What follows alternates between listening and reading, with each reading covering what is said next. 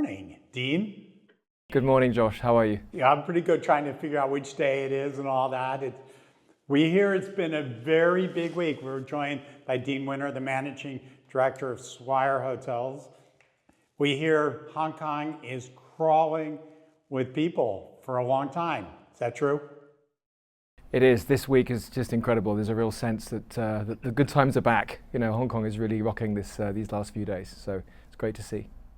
So how do you define that? Is like hotel demand, restaurants, the airport is a jam? Absolutely. I mean, we're full at the hotels. Both our hotels here are at capacity. We also run a service department business, which is also at capacity, but also the industry as a whole. You know, our competitor hotels, they're all doing very, very well. People that we talk through that are coming through the airport, of course, they're also noticing that it's much, much busier. And I was actually here last night for the opening event at the Swire Properties stand, and trying to get home in my car afterwards was quite an event. It was. On one hand, of course, we like to complain, but on the other hand, it's great to see that the city's so busy. It's only 2 years since lockdown ended. It's unbelievable. March 1st, 23 was when we took our masks off.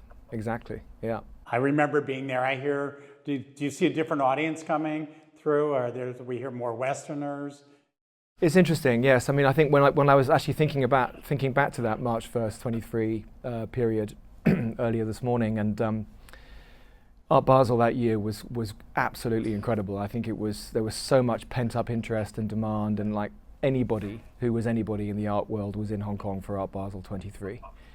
And I get the sense it's quite similar this year, actually, certainly in terms of the demographic, the profile of galleries and artists and VIPs that we have staying with us. It's very similar to that crazy Art Basel in 23. And I think, you know, it's understandable. Last year probably was not as crazy as 23 because everybody had been here the year before. So maybe we were hitting at maybe 90% last year of the previous year. But certainly, you know, from what I've seen and what I'm hearing these last 48 hours or so, it's been incredible. And the fair itself, the opening, the feel, we're on day 2 for you. We're hearing the reports this morning for the first time. I was going to ask you what you've been hearing. I'm glad to hear that the tom-tom drums are positive in your part of the world. Well, no one sends out a press release to say sales are mediocre.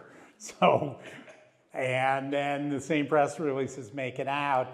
I think that there's lowered expectations that have been met, probably. Yes. Oh, for sure. I think you know, certainly observations of being here last night. There's a really good feeling, and I haven't actually been into the show yet. I'm going to go with my wife tomorrow. So that's. Do you have a plan of action of something, a work or a gallery? You're like, honey, we got to go there first, kind of thing. Absolutely. There are some things I obviously want to see from a professional standpoint. Obviously, we were working, you know, with galleries and so on. So there's some collaborations we're doing, and other gallery interests. You know, obviously Pearl Lam and Hauser and Wirth and the Gagosian. We're all, you know, very keen to go along to those. And on a personal level, you know, I've always enjoyed, you know, photography. And you know, there's some really interesting things I want to have a look at. You know, Japanese photographer that kind of specializes in very grainy Bok kind of imagery. So it's a good time to maybe buy photography because it's such a out of fashion thing, and it takes a lot of courage to be buying things when others aren't. So it's like, go for the best one. This is the time. Yes, absolutely. Yeah, looking forward to that. Now, what about the activations that Swire's doing around? One thing that struck me, and you can go into a little more detail, is that you're not only interested in the big, you know, bold type, 36-point brand name things, that you're also doing more emerging things. How deliberate is that, and how's that going? Well, I think we've always, as part of our DNA that comes down to us through the Swire Group and particularly Swire Properties, who have been very, very active in the art world here in Hong Kong and the greater mainland China for several years now. We've always had a kind of belief that being part of the community from an art perspective is super important. And we therefore have access to, working with whether it's artists directly, having pieces commissioned for our hotels, or whether it's working with Swire Properties at events like this. So there's quite a range of small kind of art-related events. So we've got this very cool kind of South Korean media company called Art Drunk that are in the hotel this week. Curating various sort of media events and talks and so on, which is generating a lot of interest from a young art lover's perspective. So they've got some amazing merchandise, and they've set up a kind of pop-up cafe with merchandise in the hotel, which is the kind of thing I like to see. It's maybe not what every five-star hotel would do, but I think it certainly attracts that younger sort of interested crowd. And then yes, we've got other activities happening with Ransom House that are doing a really interesting live painting exhibition with Glen Grant single malt whiskey, which I'm a personal fan of, and that's happening sort of throughout the sort of public areas of the hotel. And then of course, yes, we've obviously got other events happening throughout areas like Pacific Place, which is part of Swire Properties, on a larger scale. So yeah, it's quite diverse, and keeping the team on their toes. I hope it's not a pejorative to call Swire a luxury brand. You're okay with that, right? Yes. Well, we would say that the House Collective hotels are certainly playing in that premium luxury space. Yes. So, what do you think in general about the luxury brands all coming together at art fairs? I think for me, it really, and we'll come back to Miami, it was really Miami Beach that led that. And at a certain point, it sort of became overload. I don't know if you could talk in general about that blend of luxury brand into the art market. Yeah, I think I remember when we opened the Upper House, for example, Which is great. I love the Opera House, by the way. Thank you so much. 16 years ago this year, and so we opened in September of '09. So our first kind of art season was Q1 2010, when the art fair was known as the Hong Kong Art Fair. It wasn't Art Basel, and we saw just a phenomenal shift in the profile of guests that were staying. I was the general manager at the time, and just almost overnight, people were arriving with a different obviously different reason to be here, but also just their whole profile was affluent, was just watches on their wrists and the bags they were carrying and their luggage and everything just gave a sense that this was a movement of high net worth individuals that travel the world for these events. And to be honest with you, at that time I think we underestimated it. And I think it's fair to say that was probably the sort of catalyst, that period was the catalyst for elevating art in Hong Kong. Of course, the galleries had been here. People were buying art through the auction houses and so on prior to that. But I think Art Hong Kong, as it was known then, and now Art Basel, has really sort of made it a far higher profile, a far more international event, far more sophisticated, and opened it up to an audience that is both luxury as well as an interested audience that might not be buying but are interested to know more. So to answer your point about luxury and how does it all come together, the obviously the hotels, our competitor hotels that are operating at the premium level are all obviously benefiting from this.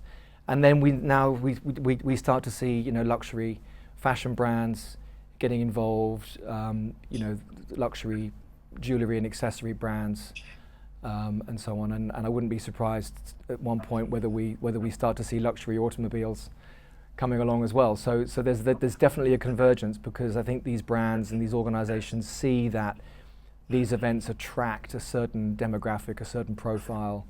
That is growing, and that's why these events are becoming so successful in cities like Miami and elsewhere. So I think this is it's somewhat of a magnet, I think, for these brands to be able to, get their messaging out to their aspirational audience. I think there's the danger of saturation. So when does the brand, there's Ferrari and Aston Martin and Jaguar, and in Miami, it attracts a whole group of people who come down who don't even go to the art fairs.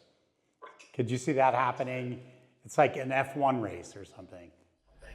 Yeah, I think there's an awful lot of activity that happens around the fair itself, right? So I was just at the hotel this morning and looking around the dining room at breakfast, asking myself, how many of these people are actually going to be at the show today? And I think it's fair to say that there's a fair proportion that are in town because they know that they can get meetings done, they can get access to people within a 4 or 5 day window, which obviously presents a very efficient opportunity for certain people. So yes, there are meetings and events happening around the fair, and restaurants and bars, of course, in the city, which you would know well, are also busy. Because I think people that live here are enjoying the fact that Hong Kong is busy. They're enjoying being out in the streets and feeling the energy that the city has at times like this. And I think they're being reminded about Hong Kong and about what a great place it is to live, and to go out to bars and restaurants and see this international crowd and this crowd of kind of luxury profile people is I think really interesting for people to see and get energy from. What was interesting for me, I came in 2023 and I'm a jaded New Yorker, so I'm coming in from the airport, and for me to go, oh wow, look at that, and the driver say, you're not really in Hong Kong yet. I'm going, look over there, or look at that thing that's in there. He said, no, that's not it. And then come in, I'm like, and I don't do that too much. So by 2024, I'm much more used to that. But I came also last year when it wasn't the art fair. And that's that's an interesting time too for House of City really running the other 51 weeks a year. I mean, Basel is different that 1 week than every other week of the year, except it used to have watches, not anymore. It's like, do you feel like a week from now it's like the air's out of the balloon, or it's still like hugely vibrant? And I wouldn't say the air's out of the balloon. I think I like the analogy, but I think the March, April, up until the Easter break, which is late this year, has always been a really, really popular time for Hong Kong. The weather's still good. It's not super hot yet, and the humidity hasn't crept up just yet. So we've got the international rugby sevens this weekend as well. So this is like a double whammy for Hong Kong this week. we have a new stadium, right? Say that again. You have a new stadium? That's correct, yes. So super excited. Everyone's very, very excited about getting over to that. So I think what we're seeing happening is that the sort of, to take your point about what happens in the other 51 weeks of the year, that kind of business that would normally be coming in March is those events and business meetings and corporate travelers and so on are waiting for this week to be over because it's so mad, and so obviously hotels are full and so on. So we're seeing some sort of mushroom effect, if you like, coming into next week's business and into middle of April, where I think occupancy is still pretty high, and then things all kind of go quiet during Easter. But I think there's a lot of activity coming back to Hong Kong. Events like this, of course, are a real showcase, and the tourist board and the Hong Kong government with events around the stadium and so on.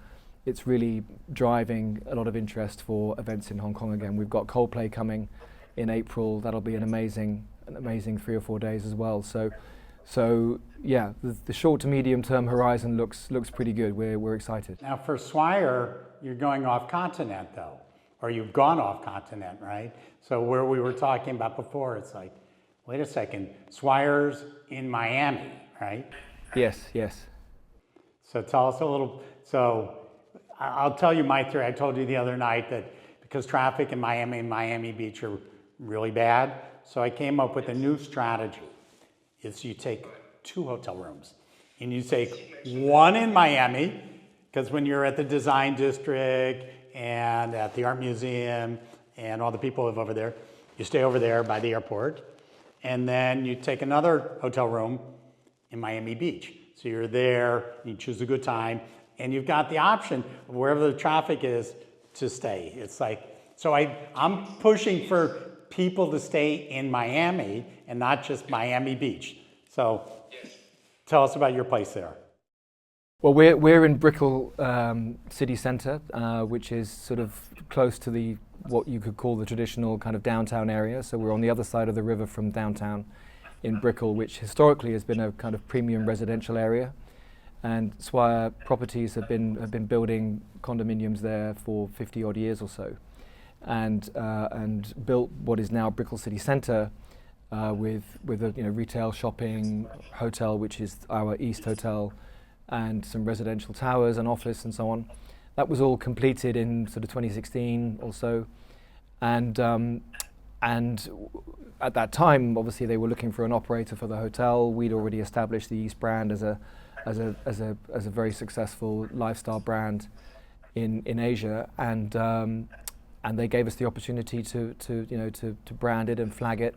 We opened in early 2017, and it's been a phenomenal joyride and success. We've certainly resonated with that.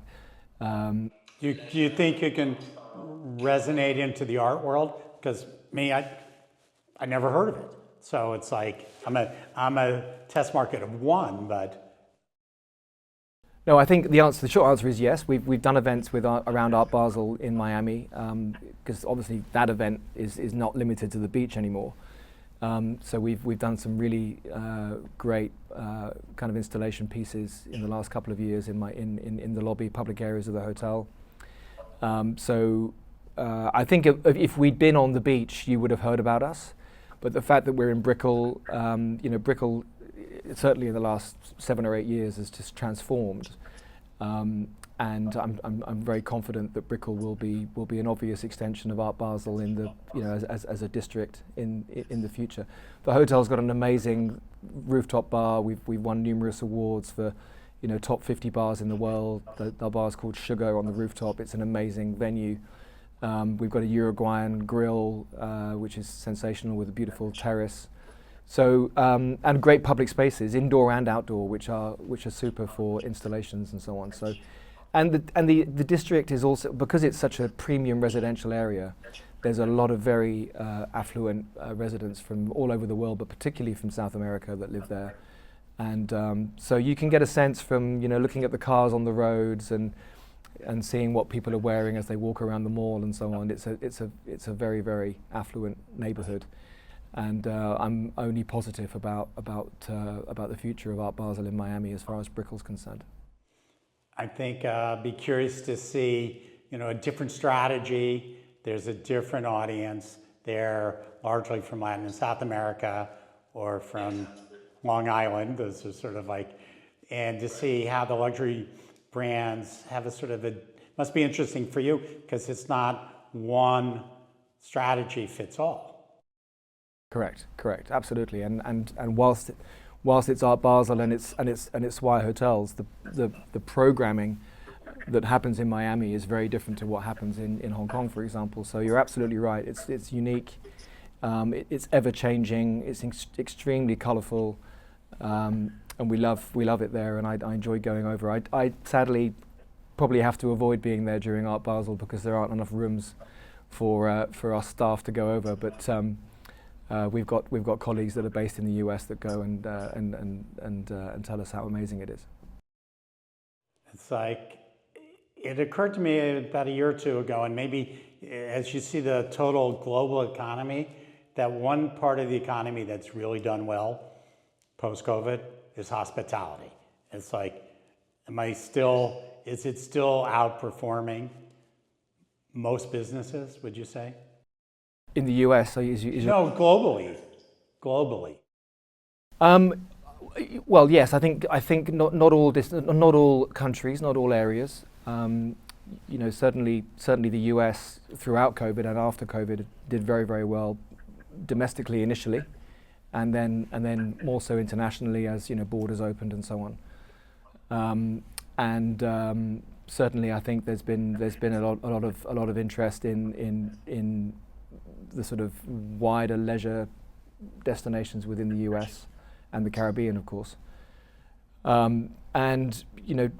Asia Pacific has also done very well. I think countries like Thailand in particular, Indonesia, those traditional leisure markets that have the resorts and the beautiful oceans and beaches and so on. I think what COVID brought the world was just an ease of being able to meet together through digital means, and that has had an impact on corporate travel. I think people are whilst there are some economic headwinds, companies are looking at travel budgets and thinking about just doing more and more meetings online, which we understand. So in terms of demand, we're not seeing pre-COVID demand in terms of occupancy. That's largely corporate down, but individual up still. I think that's a trend throughout the world. Yes, we also see that here in Hong Kong, and what's starting to happen now is that people are becoming sort of interested again in coming to Hong Kong and the Chinese mainland, and hopefully we can see that coming through later in the year, which is when traditionally that leisure crowd would come when the weather is better in Q4. So we're optimistic about the end of this year from a leisure perspective. Yeah. Well, I think this is a great entry into a sense of things for. Again, I'm a little, last night or 2 nights ago, I said, wait a second, maybe I should fly over. And it's like a doctor saying, don't do that. But that, that is, Americans need to come more, Westerners need to come more, whether it's now, that there's really, and I said to other people, M+ is, for the art world, I think, has changed the game. Absolutely, yeah. And I think what we're hearing from people that haven't been for a few years is they're saying wow, it hasn't changed at all. It's amazing. There's so much to see and do here. The quality of everything, whether it's the hotels or the galleries, as you say, the museums, it's world class really, and we're very proud of it. Well, thank you, Dean. Have fun there. Buy some photos. Yes. Text me one so I can piggyback your be my art advisor on this one, and I hope to see you next year. Thank you so much. I hope so too, and of course in between, either in New York or here, would be great to see you. Thank you very much.